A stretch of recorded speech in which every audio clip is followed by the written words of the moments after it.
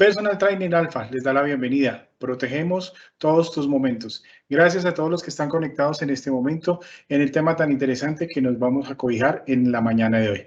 Mi nombre es Juan Carlos Rocha de la Cruz Roja Colombiana y les vengo a acompañar sobre el plan familiar de emergencia cuando nuestro hogar se volvió nuestro lugar de trabajo. En los próximos minutos estaremos viendo entonces cuál es nuestro plan de emergencia, cómo nos han ido hablando y cómo ha evolucionado ese documento plan de emergencia en tiempo de COVID. Gracias a todos los que están conectados. No se les olvide que esta sesión queda grabada en nuestro canal de YouTube, Alfa Oficial. Hay que compartirla, porque lo que está buscando Alfa no solamente es llegar a ustedes, nuestros trabajadores afiliados hasta ARL, sino también a sus familias.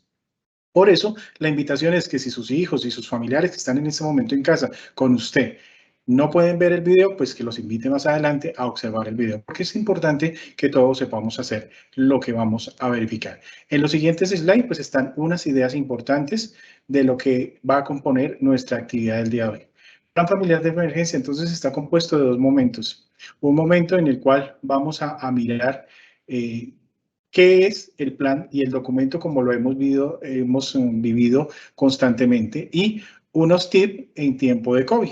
Entonces, en nuestro siguiente slide estaremos viendo los dos pasos que vamos a observar. Y en este momento, entonces, lo primero que nos dicen es, conozcamos los alrededores, la historia del sector y lo más importante, nuestra casa. Y esta es una de las invitaciones primordiales y pilares de nuestro ejercicio de la casa. A veces nosotros llegamos a nuestra casa y la pandemia nos demostró que el hecho de estar todo el tiempo en confinamiento, más de un año, pues ha demostrado que hemos descubierto muchas cosas, que el vecino le gusta el vallenato, que la señora que está al respaldo de nosotros hace empanadas, que el aroma de los tamales de las 2 cuadras que vienen hacia nuestra casa, pero nunca nos habíamos parado a mirar si eso efectivamente para nosotros se convierte en un riesgo.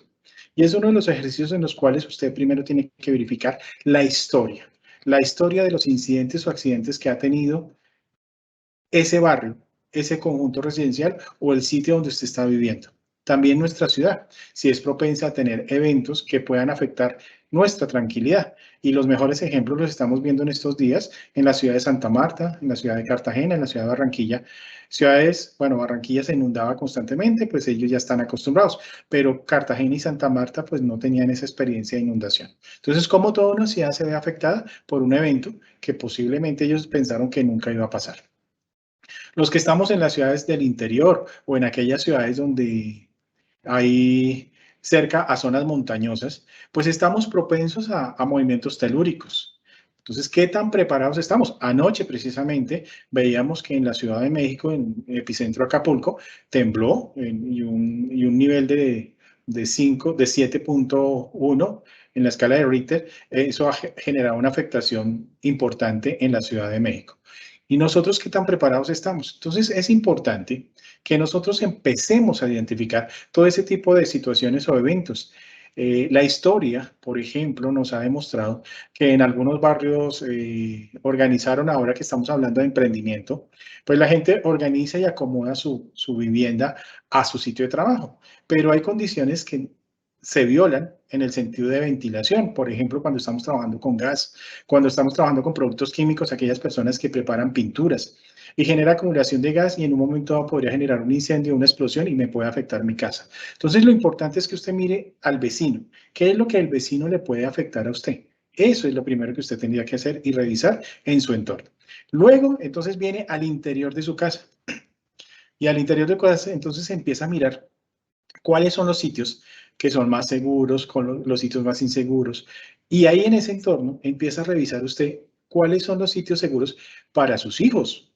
Porque es que una cosa es sitios seguros para personas adultas y sitios seguros para niños. Y lo que puede ser seguro para un adulto es inseguro para niños. El mejor ejemplo, los balcones en los apartamentos de edificios altos. A veces a nosotros no nos gustan los balcones con la reja porque se pierde la visibilidad. Entonces pedimos que nos cambien el balcón por un vidrio de seguridad. Y resulta que el niño no ve el vidrio de seguridad, golpea el vidrio fuertemente y puede fracturar el vidrio y en un momento dado podría caer al vacío. dependiendo del impacto en que él llegue a ese vidrio.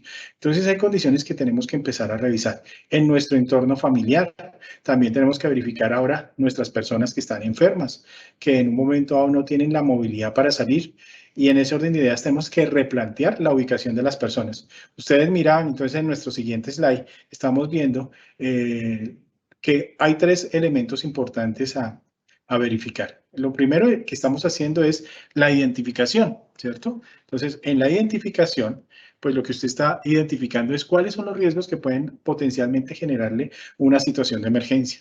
Entonces, en esa situación de emergencia, ¿cómo me voy a preparar? Es lo que es el segundo punto. O sea, yo determino cuáles son los procedimientos, cuál es la forma de manejar esa situación. Pero no se complique, no se complique la vida, no se complique el ejercicio, es algo sencillo. Es más, el plan de emergencia suyo debería estar solamente en una hoja, pegada en la nevera, para que todos sepamos qué hacer. Entonces, como lo vemos en el slide, partimos de la identificación de nuestro entorno. Determinamos cuáles son las acciones que vamos a hacer y reconocemos las personas que tienen alguna afectación. En ese orden de ideas, en esa determinación, es importante asignarle labores básicas a cada uno de los miembros de la familia. Entonces, ¿quién va a cerrar en un momento la llave del gas, bajar los tacos de la luz, cerrar el registro del agua? Lo básico. ¿Quién va a ayudar a la abuelita a salir en un momento de una situación de emergencia? Y ahí también entonces tenemos que replantear. A veces en nuestras casas, entonces colocamos a la abuelita en el último piso, pero nosotros tenemos solo escaleras, no tenemos ascensor. Y el día de la emergencia, entonces, ¿quién baja a la abuelita? ¿Cómo la baja? Está el niño solo en la casa. Entonces, la recomendación es que esas personas que tengan alguna limitante de movilidad, pues las coloquemos en un sitio más seguro. ¿Listo?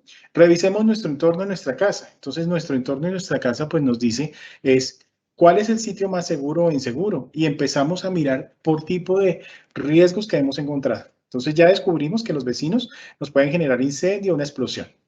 Ahora vamos al interior de nuestra casa y nuestra casa, ¿por qué la revisamos? Por una situación de movimiento telúrico. Entonces, si hay un movimiento telúrico, ¿cuál es el sitio más seguro o inseguro que yo puedo tener en el entorno de mi casa? Entonces, ese sitio seguro o inseguro. Y empiezo a hacerme preguntas. Y muchas veces hemos hecho la pregunta de que el sitio más seguro de mi casa es el baño, pero nunca nos hemos preguntado cuál es el sitio más inseguro de mi casa. Las personas asumen que es la cocina, que de pronto es el patio, algunos dicen que es el baño. Pero yo les quiero decir, estimados participantes y radioescuchas y oyentes que nos están viendo en este momento, que el sitio más inseguro de su casa es su alcoba. ¿Por qué? Porque generalmente mi alcoba, la cama, siempre o está hacia una ventana o hacia una pared. Entonces analicemos, está hacia una ventana, tengo una cortina liviana o de pronto tengo un velo. El día que haya un temblor, los elementos que primero se van a lesionar o fracturar son los vidrios de la ventana. Entonces usted que siempre piensa en la muerte a veces, va a pensar que se va a morir por el temblor. No, se va a morir es por los segmentos de vidrio que caen en su cara y que le pueden cortar y le pueden generar accidente. Entonces, ¿cuál es la recomendación? Es que no puedo girar la cama porque es que el espacio no me lo permite.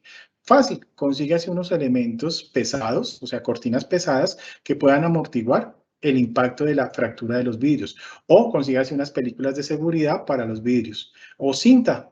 Lo mínimo que podemos hacer es unas cintas que puedan en un momento dado contener el impacto de la ruptura de los vidrios. Si su cama está, su cabecera está hacia la ventana, hacia una pared, perdón, siempre verifique qué hay colgado en la cabecera de su pared, porque siempre tenemos algo colgado. Como dicen jocosamente los colombianos, tengo la foto de mis suegros ahí puesta. Entonces, el día que suceda el temblor, no va a morir porque tembló, va a morir porque le cayó el cuadro de los suegros, porque estaba mal fijado a la pared, ¿cierto? Entonces, hay que fijar. Mi recomendación es que no exista ningún elemento en la pared que es la cabecera de la cama. Ponga los cuadros en las otras paredes. Esa pared debe estar limpia. Y lo mismo vaya y revise el cuarto de sus hijos. Entonces, cuando usted va y revisa el cuarto de sus hijos, va a descubrir que los juguetes más grandes y más pesados usted los coloca en repisas superiores. Entonces, el día del temblor, pues el niño no va a fallecer o no se va a lesionar porque tiemble y se le caiga la placa de concreto de la casa o del apartamento, sino porque se le cayó un juguete y lo golpeó en la cabeza y lo dejó inconsciente. Si usted va al cuarto de su bebé, va a descubrir que esos móviles que uno coloca en el techo, a veces porque no pesan tanto, entonces, y que no se me dañe el techo, yo no le coloco un tornillo y un chazo, sino una puntillita, o a veces lo pego con cinta, porque es que no pesa nada ese móvil, Juan Carlos. Y el día del temblor, esa cintica se suelta, el móvil cae, y uno de los móviles queda dentro de la boca del bebé. Entonces el bebé se ahoga. Entonces, esas medidas o esos mecanismos que uno hace de seguridad, pues los tiene que hacer antes, tiene que observar. Entonces, la invitación es a que mire su entorno, qué elementos no están bien fijos en las paredes, qué muebles están sueltos. Y ahora que, como dice también la propaganda, desde septiembre se siente que llega diciembre. En diciembre tenemos un pequeño problema y es que acondicionamos y la casa se revoluciona porque entonces hay que darle espacio al árbol de Navidad, al pesebre, a la iluminación de la fachada y eso genera un cambio en los espacios. Y el día de un temblor, ¿qué va a pasar? Que usted no se acuerda que la cama la movió o que el sofá lo movió o que movió el comedor y el día que tiembla usted sale corriendo, se estrella contra la mesa del comedor y resulta que la mesa era de vidrio, entonces usted mismo la rompe y usted mismo se lesiona. O en algunos casos todavía conservan la reliquia de los abuelos y nuestros padres, las famosas luces que tenían como unas punticas y que cuando usted las pisaba descalzo se acordaba de toda su generación anterior. Esas lucecitas también le pueden generar un accidente porque usted al pisar una luz de esas, el instinto es levantar el pie. Al levantar el pie usted puede perder el equilibrio, cae sobre el árbol tiene más luces, usted se va a lesionar. Otro tipo de riesgos que se nos presenta muy frecuente y ahora que estamos en trabajo en casa es sobrecargar nuestras redes eléctricas. Todas las habitaciones de nuestro hogar fueron concebidas para tener una sola toma eléctrica.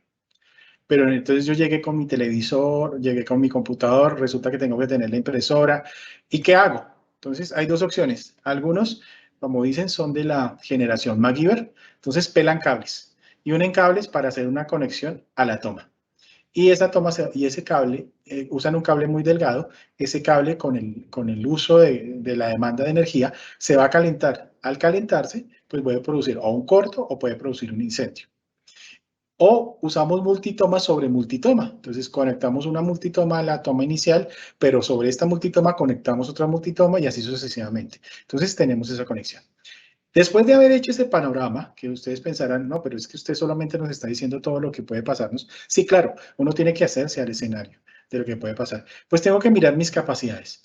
Y entonces esas capacidades tengo que hacer un inventario de los elementos que están en mi casa y me pueden ayudar en un momento dado a manejar la capacidad de una situación de emergencia. Y tengo que hacer una lista de chequeo. Y lo primero es, ¿cuáles son mis herramientas de comunicación? Entonces podría sonar muy sencillo y simple decir que celulares, listo, no hay problema. Pero ¿quién llama a quién en una situación de emergencia? Entonces tengo que establecer también como esos canales de comunicación en mi familia de si pasa un temblor, ¿quién llama a quién? Porque entonces resulta que yo llamo a mi esposa me llama a mí, mis hijos me llaman a mí o llaman a mi esposa y uno después dice, no, es que la línea está ocupada, no me contesta. Claro, porque no estoy dejando la posibilidad de que la llamada entre. Entonces, hay que tomar también ese protocolo de determinar quién permite llamar a quién tiene que llamar a quién. Entonces, medios de comunicación. Extintor. Y aquí es una de las invitaciones que hacemos a todos nuestros amigos alfa, afiliados y funcionarios que nos están viendo, es, ojo, no, el extintor del carro no es el que suple las necesidades de la casa. El carro tiene su extintor, la casa tiene su extintor. Y en el extintor de la casa, ¿por qué es importante tener un extintor? Porque yo le invito a que haga el siguiente análisis. Calcule rápidamente cuánto le costó ese televisor que compró, ese equipo de sonido, los computadores o el computador, los celulares, la nevera, la lavadora, su cocina integral. No vale la pena hacer la inversión de un extintor para poder apagar un incendio de cualquiera de esos elementos. Sale más seguro salvar uno de esos elementos. Un botiquín. Y entonces ahora tenemos que tener pues un botiquín de primeros auxilios, pero con los elementos necesarios para mi familia. ¿Sí? Entonces lo primero que tenemos que hacer es ¿cuántos somos? Somos 5. Ah, listo. Entonces tengo que tener insumos para 5 personas en el hogar. Entonces tengo que tener 5 vendas, 5 gasas, bajalenguas, un juego de inmovilizadores, algodón, jabón. Ahora ya tenemos jabón, pues el jabón quirúrgico para limpiar heridas, para lavar las manos, guantes, tapabocas, una linterna, una libreta y un manual de primeros auxilios. Y el contenedor en el cual está el botiquín tiene que ser práctico. Puede ser la caja de herramientas, que sea fácil de llevar, puede ser un morral, pero que sea fácil de llevar. No esos botiquines antiguos que eran metálicos, que se pegaban a la pared y con puerta en vidrio y con llave. Y la llave, quién sabe quién la tenía. No, tiene que ser un botiquín en el cual tenga fácil acceso. En algunos hogares tienen mascotas. Entonces, donde tienen mascotas, pues hay que tener el botiquín para las mascotas. Y usted también entonces tendrá que aprender un primeros auxilios de cómo atender a su mascota en una situación de emergencia, cómo curarle una herida a su mascota. ¿Sí? Aunque son similares los procedimientos entre adulto y mascota, los elementos pues hay que tenerlos separados. Si yo tengo familiares enfermos en mi casa, pues obviamente deberé tener los elementos que necesite mi familiar enfermo. Entonces, ese botiquín es el único que se permite tener medicamentos, o sea, los medicamentos del enfermo que previamente fueron generados a través de una fórmula médica por un médico tratante. ¿Sí? No es simplemente tener Alka-Seltzer, aspirina, no. Solamente los medicamentos que tenga la necesidad de mi familiar. Es importante identificar, sí, van a decir que las salidas de emergencias es muy obvio en una casa. Solo hay una entrada y una salida. Correcto, eso está muy bien. Pero después de que sale de su casa, ¿hacia dónde se dirige? Si está en un edificio alto, entonces, ¿a dónde es el punto de encuentro del conjunto residencial donde vive? Si está en una vivienda de casas, ¿a dónde es el punto de encuentro de ese barrio? ¿Sí? No es salir corriendo y me voy para el parque y resulta que el parque no era el punto de encuentro, sino era una cancha de fútbol al lado contrario. Eso me tengo que integrar con mis vecinos, con los administradores de la propiedad horizontal. Ese es el ejercicio más importante. Luego, elementos de protección personal. Entonces, se dice que también debemos tener mínimo unos guantes de carnaza o de baqueta por si hay ruptura de elementos en nuestra casa, podamos mover esos escombros. Esos escombros leves. No le están diciendo que usted haga rescate de espacios confinados, no, le están diciendo es para mover elementos que lo puedan cortar, entonces tenga guantes de protección, de pronto tenga un hacha pequeña para romper una puerta de madera o algún elemento de madera, tenga una linterna. Mi recomendación es que las linternas es mejor las de dínamo, esas que uno mismo va alimentando de corriente, porque a veces uno compra linternas con pilas, pero como no las usa, las pilas se sulfatan muchas veces, y el día que va a usar usted la linterna, pues no funciona. Y aquí hay un punto adicional y es lo que hablábamos de los tips de COVID. Entonces, los tips de COVID, ¿por qué estamos hablando en plan familiar? Porque resulta que ya nuestro hogar se volvió nuestro sitio de trabajo. Entonces, debido a la connotación de la enfermedad, muchas personas pueden resultar enfermas. Ya han sido algunos de ustedes, puede que ya hayan tenido la enfermedad y les haya ido muy bien. Otros están en principios de enfermarse, no se han dado cuenta. Y eso lo que hace es que tenemos que prepararnos desde el punto de vista de, y ahí hay dos palabras que no habíamos tocado, seguros y afiliación de régimen de salud. Resulta que es importante que hagan la siguiente reflexión. Y me pasó a mí, por eso lo traigo a colación. ¿Qué pasa si el cabeza de familia es el que resulta enfermo? ¿Cómo se prepara esa persona? ¿Cómo prepara su familia para que siga la continuidad de la casa? Mire que no solamente hablamos de continuidad en el negocio, en empresas, ahora hablamos de continuidad del hogar. ¿Cómo continúa el hogar funcionando? Porque hay que seguir pagando los recibos que van a llegar mes a mes, porque hay que pagar las cuotas, porque hay que comprar mercado. O sea, las cosas de la casa siguen funcionando sin el cabeza de familia. Hay que hacerlas funcionar. Entonces, aquí la invitación. Ya le enseñé a mis hijos a dónde se cierra la llave del gas, dónde se bajan los tacos, cómo se cierra el flujo de agua. También tengo que enseñarles, mire, esta es la tarjeta para sacar plata, esta es la tarjeta de crédito para pagar los servicios, esta es la página donde se pagan los servicios. Enséñele a su esposo, enséñele a sus hijos cómo se hacen esas vueltas, porque es que el día que le da COVID a usted, le pasa lo que me pasó a mí, que yo estando en el hospital a puertas de entrar al servicio de urgencias, me llaman, venga, es que llegó el recibo de la luz, ¿cómo se llama? Entonces, por un teléfono contestando a mi esposa diciéndole cuál era la clave de la tarjeta para que pudiera pagar ese recibo que justo se vencía ese día. Y por el otro teléfono, mi jefe llamándome porque le diera el teléfono a mi esposa para poder llamarle y estar atenta de mi salud. Entonces, también ahí viene otra reflexión y es, ¿qué tanto mis jefes saben de mí grupo familiar. Entonces, tienen mi teléfono, sí, pero también debo tener el teléfono de emergencias. ¿Se acuerdan ese cuadro que nos hacían llenar en años anteriores? Que siempre nos pasaba el de seguridad y salud en el trabajo. Venga, que en caso de emergencia, ¿a quién llamamos? Que cuál es su teléfono de contacto, que cuál es su relación con esa persona. Y uno a veces como que colocaba el nombre de los papás. Hay como por salir del paso. Y ya, y llenábamos el formulario. Hoy se hace importante que ese formulario lo volvamos a retomar y lo volvamos a validar, pero realmente la persona que pueda saber de mi salud y que pueda en un momento dado reportarle a mi empresa que yo estoy enfermo o que le pasó algo. Y en el peor de los casos, en el peor de los escenarios, porque también nos tenemos que preparar para esos escenarios, es hasta cuál es la póliza de seguro funerario que voy a usar. Porque muchas veces pasan situaciones como un caso que evidenciamos en una empresa. La empresa les tenía un seguro funerario a todo costo a los empleados. La esposa no sabía a quién llamar de la empresa y pues ella utilizó el seguro que ofrecen los servicios de salud, los servicios públicos. Y resulta que el servicio público te ofrece la atención, la misa, la cremación y te da una urna por 4 años. A los 4 años tienes que volver a hacer otro trámite para pagar. ¿Qué vas a hacer con esas cenizas o qué vas a hacer con ese cuerpo? Resulta que la póliza que tenía la empresa lo cubría todos gastos de perpetuidad, o sea, no tenía que volver a pagar nada. Entonces la señora hizo una inversión innecesaria, ahora tiene un problema porque en 4 años tiene que pensar dónde va a conseguir plata para hacer el siguiente trámite y había podido usar esta póliza.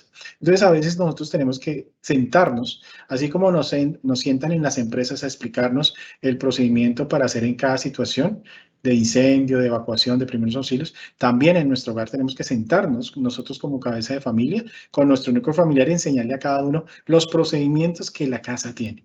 Entonces, los procedimientos en atención de emergencia, ¿qué pasa si hay un incendio? ¿Qué pasa si hay un movimiento de sismo? ¿Qué pasa si alguien resulta enfermo de COVID? Entonces, ¿cómo vamos a interactuar? ¿Cómo vamos a hacer las llamadas? ¿Cómo vamos a seguir funcionando en nuestra casa? ¿Y qué pasa si yo fallezco? Ese es un tema importante. No les dé miedo tocar el tema. ¿Sí? Lleven ese tema a su familia. No lo lleven en la hora del almuerzo, lleven en un espacio diferente, pero llévenlo porque hay que saber hacer el ejercicio. Y también es importante articular con su jefe. Entonces, ¿qué pasa si usted se enferma? Sus procedimientos de trabajo están claramente para que el jefe pueda sustituirlo en el tiempo de trabajo suyo o lo pueda eh, otra persona suplir. Yo lo digo de mi experiencia y nuestra experiencia fue la que nos dio.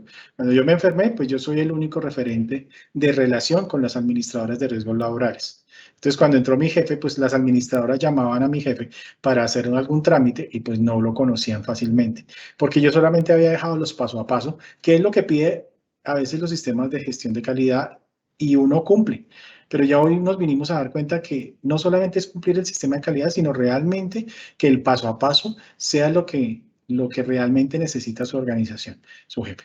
Y ahora viene otro análisis, el análisis de qué pasa cuando usted está solo en su casa y resulta que usted está enfermo. Pues no enfermo de COVID, pero pues tiene alguna falencia, una hipertensión, un problema cardíaco o síntomas de diabetes. Su esposa ya está trabajando en su hogar, sus hijos están estudiando y usted está solo en su hogar. ¿Qué pasa si a usted le sucede una emergencia en el momento en que está ahí, en su casa solo trabajando? Porque pues estamos desconectados al computador y si estamos en reuniones, pues la gente se da cuenta de lo que nos pudo haber pasado. Pero si no estamos en una reunión, hasta la noche cuando lleguen nuestros hijos o nuestra esposa, se va a dar cuenta que nos pasó algo. Entonces también es importante hacer un plan preventivo en ese tipo de situaciones. Entonces, ¿cómo lo vamos a hacer? Y alguna empresa nos decía, nunca habíamos pensado en ese escenario. ¿Qué hacemos, Juan Carlos? Dije, no, pues empiecen por lo básico. Dígale a su esposa o dígale a sus hijos que cada 2 horas le hagan una llamada. Si es que usted está pues con quebrantos de salud muy delicados, pues que lo llamen cada hora para saber cómo está. Y se turnan, o sea, no es la esposa 10 llamadas al día, sino la esposa una llamada, el hijo otra llamada, de pronto un compañero de trabajo, o sea, que se turnen las personas para hacer las llamadas.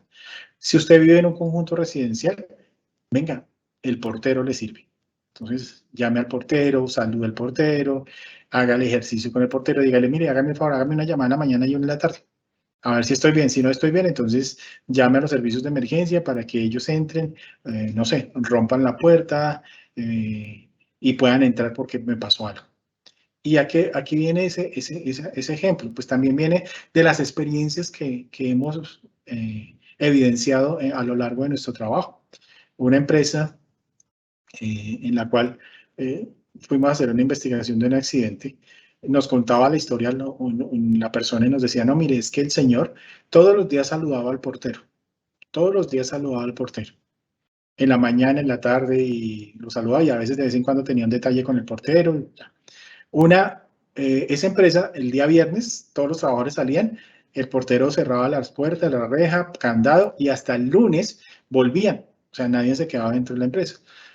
Ese viernes el señor pues tiene que cerrar las rejas a las 7 de la noche y se extraña de que esa persona que todos los días lo saludaba no lo vio salir. En principio pues él dice, pues él debió salir o no me di cuenta, voy a cerrar la puerta y pues el lunes miraré qué le pasó al señor. Sin embargo, a él le quedó como esa venita de vamos a hacer tal cosa, y se devolvió y empezó a revisar área por área, piso por piso. ¿Y qué descubrió? El señor estaba en el piso, le había dado un paro cardíaco, pues lamentablemente falleció la persona, pero por lo menos alguien se dio cuenta a tiempo y no esperaron hasta el lunes siguiente a que se hubieran dado cuenta. Entonces, ese tipo de acciones pequeñas, pues van haciendo grandes momentos y grandes cambios en la transformación. Nuestro siguiente slide pues les va a dar a ustedes como unos ejemplos de qué vamos a hacer. Entonces, Personal Training Alpha, protegemos todos tus momentos, te invita a hacer acciones transformadoras. ¿Cuáles son estas acciones transformadoras? Trabajar en familia. Entonces, trabajar en familia nos hace 5 preguntas. Siempre hemos hablado de los por qué, pero estas preguntas toman especial énfasis en este ejercicio. ¿Qué vamos a hacer? ¿Cómo lo vamos a hacer? ¿Cuándo lo vamos a hacer? ¿Dónde lo vamos a hacer? ¿Y quién lo va a hacer? Y ahí pues en el slide que estamos viendo, pues les doy 2 ejemplos, pero aquí vamos a sacar muchos ejemplos más. Es reparar, por ejemplo, las tomas eléctricas. ¿Cómo lo voy a hacer? Pues tengo que hacer un presupuesto de comprar tomas, cable, los elementos necesarios para hacer. ¿Cuándo lo voy a hacer? Pues tengo que programar un fin de semana o lo voy a hacer algo. ¿En dónde lo vamos a hacer? Pues en la casa. ¿Y quién lo va a hacer? Pues personas, el padre de familia, con el apoyo de los vecinos que sepan de manejo de electricidad, de tomas eléctricas, un electricista que nos pueda ayudar. Eso puede pasar lo mismo en la plomería por fugas de agua, puede pasar también en las fugas de gas, hacer mantenimientos preventivos a las redes de gas. No esperar solamente a la que le hace por obligación la empresa a la cual yo tengo contratado mi servicio de gas. Aquí tenemos que cambiar nuestro chip. Aquí no tenemos que esperar hasta que la cumpla ese tiempo de acciones correctivas que agua, luz y gas nos tienen por obligación, sino que yo también tengo que tratar de intermediar entre esos tiempos que me dan las empresas un espacio para hacer revisión. Y revisiones sencillas. Por ejemplo, ¿cómo verifico una fuga de gas? Pues simplemente con agua jabonosa. Entonces yo puedo ir a las conexiones y esparcir un poco de esa agua jabonosa y si saca burbujas, pues está generando una fuga de gas. Entonces, ¿qué debo hacer? Pues llamar a la empresa o llamar a un contratista serio y responsable que me pueda hacer ese mantenimiento. Las tomas eléctricas, verifique que las conexiones estén bien, que no se empiecen a salir las tomas de las cajetillas, porque a veces se salen de las cajas y uno, pues, no, es que este cuarto casi no lo usamos, entonces no hay problema. No, hay que tener las conexiones. Si hacen conexiones adicionales, háganlas y verifiquen con el personal eléctrico responsable. Sí, las empresas de servicios eléctricos pues tienen también ese servicio de atención. Entonces, háganlo, porque a veces sobrecargamos nuestras redes eléctricas sin darnos cuenta. Entonces voy a conectar una impresora, voy a conectar un número de equipos, 10, darles un ejemplo exagerado, 10 televisores. Y resulta que nuestra carga de energía solo soporta 4 televisores. Entonces, ¿qué puede pasar? Que o se saltan los tacos o se genera un cortocircuito y se me dañan los televisores. Entonces, eso es muy importante tenerlo en mente. Los muebles altos, generalmente los muebles altos tienen imanes que permiten que la puerta cierre fácilmente. Y a veces los dejamos, con el tiempo se van desgastando. Y ese desgaste entonces uno no lo mira a tiempo y el día que pasa una situación de emergencia, usted se acuerda porque esa puerta que no cerraba bien fue con la que usted se golpeó la cabeza. Son acciones, prepárese. Y entonces ahí le estoy dando un ejemplo de hasta reubicar las matas. Entonces, reubique las matas, cómo las voy a hacer, quién las va a hacer, cómo se van a... Entonces, es importante que esas 5 preguntas que me estoy haciendo, pues haga usted una listica y empiece a asignarle funciones. Hay que recoger los juguetes. Entonces, mire que hay interesante ahí, dice jornada de orden y aseo. Y usted escuchaba esa palabra solamente en el trabajo y ahora uno la lleva al hogar. No, hay que hacer una jornada de orden y aseo en el hogar también. En el hogar también hay que ordenar los espacios. ¿Y quién los ordena? Cada uno en su cuarto. Ya tengo la preparación, ya sé que puede pasar un incendio, ya sé que puede pasar un movimiento sísmico, sabemos cómo actuar, sabemos a quién llamar. Tenemos que darnos tiempos prudenciales y tenemos que tener plan B. Ejemplo, en el caso de sismo, el plan A es que nos llamamos. Entonces, inicialmente, si no estamos todos en la casa, pues será llamar. Entonces, ¿quién llama a quién? Eso es lo que tenemos que definir. ¿En cuánto tiempo voy a darle espacio para que me llame? No. Es que usted me tiene que llamar máximo 5 minutos después de que ha pasado el temblor. No. Dele el margen de 1 hora, 2 horas para que la persona se pueda comunicar con usted. Pasadas esas 2 horas, ¿qué vamos a hacer? Nos vamos a desplazar a un punto de encuentro. Entonces, ¿cuál es el punto de encuentro que vamos a escoger? Entonces, va a ser el parque del barrio, va a ser el parque del conjunto residencial, va a ser la casa de mis suegros, va a ser la casa de los suegros de mi esposa, pero hay que definirlo de entrada. No es ese día de, ¿será que mis hijos se fueron para donde mis suegros o será que se fueron para... No, hay que prepararlo antes para llegar a ese punto de encuentro. Y establezca unos tiempos sin comunicación. O sea, ¿qué pasa si usted no puede tener acceso a un teléfono? Entonces, pues voy a dar un tiempo prudencial para llegar al sitio. Generalmente las recomendaciones que nos dicen las normas internacionales es espere máximo 24 horas. O sea, si en 24 horas no llega la persona, entonces ahí sí salga usted a buscarla. Pero no salga inmediatamente a buscarla porque entonces empieza la gente a perder. O sea, yo me voy hacia este lado, mis hijos llegan acá y después se van para allá, pero yo me voy para acá, entonces nunca se van a encontrar y pues las redes telefónicas de pronto no están funcionando adecuadamente. Después de que ya tiene todo eso listo, pues ¿qué le falta? Pues tiene que preparar pues un simulacro. Siempre todos los años las empresas organizan los simulacros y nosotros en el trabajo no le veíamos esa importancia y ese valor a los ejercicios de simulacro porque hay simulacro, entonces en ese momento o me salía o iba a comprar mi tinto, una agüita y ya, me iba y no más. Hoy toma importancia esos ejercicios es porque nos demuestra cómo vamos a hacer. Y lo que importa es tratar de simular lo más real posible las situaciones que se nos pueden presentar. En caso de incendios, pues no le digo que vayan a hacer una práctica de incendios en su casa. Traten de buscar centros de capacitación donde puedan hacer una práctica de incendios.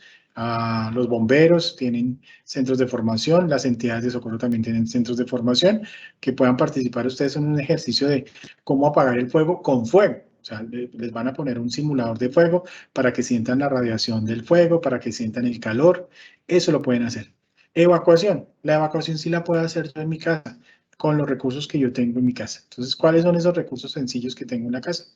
Pues simplemente la iniciativa, puedo conseguir unas vendas y a cada uno lo pongo en su cuarto.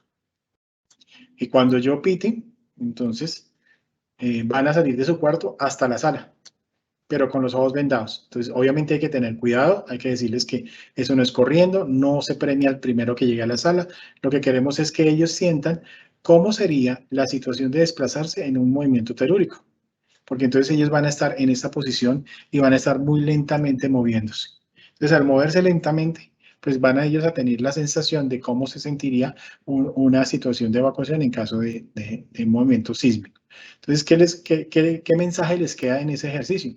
Pues el mensaje que les queda es muy sencillo. No hay que evacuar en sismo, hay que quedarnos quietos ahí en el cuarto, nos botamos al lado de la cama, esperamos a que pase el movimiento telúrico y ahí sí salimos. ¿Sí? Porque las personas no entienden que en un sismo no debo salir durante el movimiento, pero para poderlo entender tengo que tratar de que ellos tengan esa experiencia para que la entiendan. Entonces, la mejor forma de entender esa experiencia pues es vendando los ojos y eso me permite hacer ese tipo de acciones o actividades que la van apropiando las personas. Prepárese en primeros auxilios, entonces haga un curso de primeros auxilios, busque las entidades, el SEINA ofrece cursos, la Cruz Roja, Bomberos, Defensa Civil, hasta su misma ARL en sus ejercicios de formación, participe en los procesos de formación, pues en este momento la mayoría de nuestros procesos son virtuales por obvias razones, pero esté atento a esos procesos de formación que nos van a ayudar en un momento dado a tener la habilidad en la atención de una emergencia. Si usted tiene mascotas, entonces también empiece a prepararse no solamente en cómo atender a sus familiares, sino también atender a sus mascotas. Y algo muy importante que nos han dicho siempre es tener un kit de emergencias. Entonces, tener un kit de emergencias no es el mega morral, no, es un morral pequeño que cada uno pueda cargar a los hombros, incluyendo los niños pequeños, que cada uno pueda tener lo básico y esencial. ¿Qué es lo básico y esencial? Una botella de agua, una muda de ropa, comida no perecedera, ojalá enlatados, ojalá galletas, elementos que se puedan conservar por mucho tiempo y que no vayan a perder su sabor. Una linterna, cada uno debería tener una linterna. Un pito, porque ¿qué pasa si en el peor de los escenarios su casa resulta colapsada y usted resulta atrapado? Pues el pito, ojalá un pito metálico, porque el pito metálico le sirve no solamente para pitar, sino para que con el pito usted puede golpear las paredes para que lo puedan buscar y encontrar fácilmente. ¿Sí? Tenga también entonces elementos adicionales, por ejemplo, unas vendas, independiente del botiquín, pues puede tener unas vendas adicionales usted. Hay un radio. Ese sí puede ser un radio con pilas. No, es que yo tengo mi celular. Sí, pero si el celular no tiene carga, entonces no va a escuchar el radio. Entonces, generalmente uno busca también radios. En el comercio también vienen radios de dínamo, que uno los puede alimentar y pues podría escuchar las noticias para saber qué va a pasar. ¿Por qué nos dicen eso? ¿Por qué nos dicen que debemos tener un kit de emergencia? Porque ya los desastres naturales que han pasado en la historia han demostrado, primero, que los grupos de emergencia no van a llegar a auxiliarte antes de 24 horas, por muy bien que les vaya. Entonces, las primeras 24 horas pasadas después del evento que haya sucedido, pues tendrán que tener autonomía propia ustedes. Entonces, la idea es que ustedes tengan ese tipo de insumos o elementos para que les permita en un momento dado subsistir mientras llega la ayuda apropiada y adecuada para ustedes.